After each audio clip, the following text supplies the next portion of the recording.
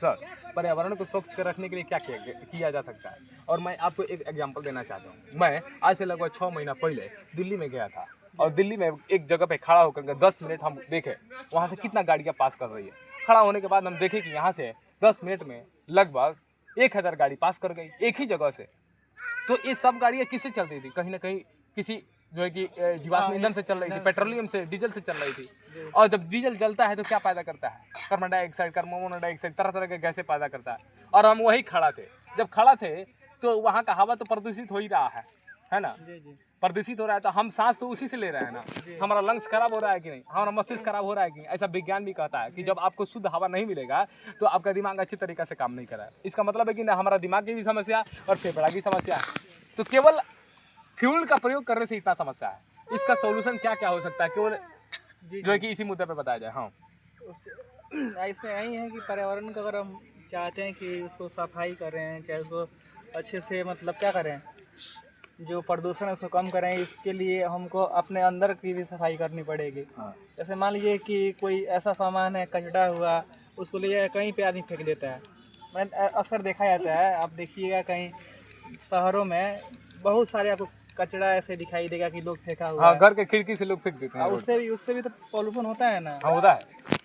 तो ये सब मतलब जब तक आदमी अंदर का सफाई नहीं करेगा, उसको मतलब जब तक एक मतलब ज्ञात नहीं होगा कि ये सब चीज़ें सही नहीं है हमारे लिए, जी, ये हमारे लिए नुकसानदायक है, जी। तब तक आप बाहर से कितना भी कर लें, आप कितना भी गंगा को सफाई कर लें, लोग अंदर अपना सफाई नहीं करेगा तो कोई भला नहीं कुल होगा। मिलाकर आप कहना ये चाहते हैं कि मन में हम लोगों को पर्यावरण के प्रति और हमारे आसपास सजगता बरतनी होगी। हाँ, स्वच्छता के प्रति जो है कि कॉन्शियस रहना है, चेतनशील रहना है कि हम जो भी एक्टिविटी करते हैं, जो भी कार्य करते हैं, उसे आसपास का जो है कि एनवायरनमेंट प्रभावित नहीं होना चाहिए। मनुष्य केवल अपने मतलब कि स्वार्थ सिद्धि की भावना छोड़ दे, अगर सबके बारे में सोचे तो पर्यटक होते हैं, जी। जाएंगे आराम से बोतल वोटल रखेंगे, उसके बाद वहाँ उसको पी के फेंक देंगे, आप पी करके फेंक देंगे, वहाँ पे वाटर पॉल्यूशन होगा। वाटर पोल्यूशन होगा। उसके बाद में कितना होते हैं कि जाएंगे बोलेंगे ये हमारी गंगा मैया है, आराम से उसमें जाके शैम्पू करेंगे, शैम्पू उससे करेंगे, गंगा प्रदूषित होगी कि नहीं? डिटर्जेंट से वाटर पॉल्यूशन हो रहा है। जी, एकदम। ये सब अगर आप किसी धार्मिक स्थल पर जा रहे हैं तो वहाँ से सबको यह प्रयास करना चाहिए कि डिटर्जेंट से का उपयोग नहीं करना है। हाँ, ये बात सही है। और विशेष रूप से मैं ये भी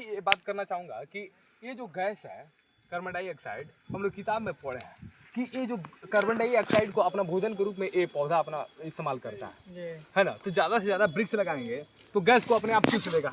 वो ठीक है सर, मतलब हाँ, बढ़िया पेड़ लगाना चाहिए, हाँ, लेकिन जब तक सबसे मेन मुद्दा है कि आप जनसंख्या को कम नहीं करेंगे, हाँ। तब तक पर्यावरण ऐसे पॉल्यूशन बढ़ते ही जाएगा। तो अपने गवर्नमेंट को भी इसके जनसंख्या नियंत्रण का एकदम कुछ एकदम बहुत जरूरी योजना मुद्दा बनाना है चाहिए, सर। कुछ जैसे- नियम बनाना चाहिए। जैसे आजकल आप देख ही रहे हैं कि कितना मतलब टेम्परेचर हाई होते जा रहा है ना। जी। जैसे 2024 का जब टेम्परेचर देखिएगा उससे ज़्यादा आपको 2025 के टेम्परेचर छूने जल्दी कर देगा हाथ। मिलेगा। जी, जी, तो वही है। उसके बाद में जैसे आप देखिएगा अभी रिसर्च आया हुआ है कि पूरे वर्ल्ड का बात करें तो 100 गो सिटी में शहर है ना, उसमें इंडिया का 96 गो सिटी सबसे ऊपर है। 96 सिटी हाँ, आप समझ प्रदूषण के मामले में। जी समझ सकते हैं कि कितना मतलब भारत इससे मतलब गुजर रहा है। आने वाले समय में लग रहा है कि आने वाले कुछ ही वर्षों में टेम्परेचर इतना हाई हो जाएगा कि ग्लेशियर कहीं पिघल ना जाए, हाँ, ग्लेशियर पिघलेगा, समुद्र का जल स्तर बढ़ेगा, बाढ़ आने की संभावना है। पूरी दुनिया डूब जाएगी उसमें। अभी कितने राज्य में देखिए कि बाढ़ आया हुआ है, केरल में देख लीजिए, उड़ीसा में देख लीजिए, ऐसे पश्चिम बंगाल में देख लीजिए, बहुत जगह मतलब लोग ऐसे बाढ़ से ग्रसित हैं। और सरकार अपने तरफ से कर रही है, लेकिन जो मेन मुद्दा है जनसंख्या नियंत्रण, उसको सरकार इसके बारे में सोचना चाहिए और इस पर काम करना चाहिए ताकि जाके हम अपने आगे वाले समय को बचा सकें। क्योंकि जब जनसंख्या नियंत्रण होगा तो हम लोग जो है कि संसाधन को बहुत ज़्यादा एक्सेस यूज नहीं करेंगे, है ना। संसाधन का प्रयोग भी यहाँ देखिए सर, सरकार ने नीति लगाई है कि हम दो हमारे दो, लेकिन लोग इस पर चर्चा नहीं कर रहे हैं। वे लोग सोच रहे हैं कि जितना हाथ उतना विकास। उन्होंने घर में अगर 5 आदमी रहेंगे तो 5 जगह से कमा कर लाएंगे तो हमारा आर्थिक विकास तगड़ा होगा, अच्छा होगा। लोग इस मुद्दा पर ये मानसिकता बनाए हुए हैं, जो कि बहुत गलत है। पैमाना ऐसे देखा जा सकता है कि ये जैसे आप देख रहे हैं कि कुछ दिन पहले कोरोना आया था, जी कितना लोग सांस ले मतलब ऑक्सीजन के चलते मर गए। जी और सरकार क्या कर रही है, विकास के नाम पे पूरा जंगल का जंगल कटवा दे रही है। जी। इसको आप क्या बोलिएगा, विकास है कि इसको विनाश है? विनाश, इसको विनाश कहेंगे। यही सब मुद्दा सोचना पड़ेगा अंदर जाके कि क्या क्या जो सच्चाई है, क्या रियलिटी है, जो अभी मतलब लोगों को बताया जा सके। बहुत अहम मुद्दा है क्लाइमेट चेंज आज के ज़माने में। अगर और हम तो लोग वो ऐसा राक्षस है ना कि उसको अभी से आदमी काबू नहीं करे, वो चाहे जैसे जनसंख्या नियंत्रण लगा के करे, चाहे और सब चीज़ों से करे, आने वाले समय में सबको मिल जाएगा। अच्छा। राक्षस मिल जाता है ना। हम लोग इसके लिए क्या क्या कर सकते हैं आगे? हम खुद उसका ग्रास बन जाएंगे।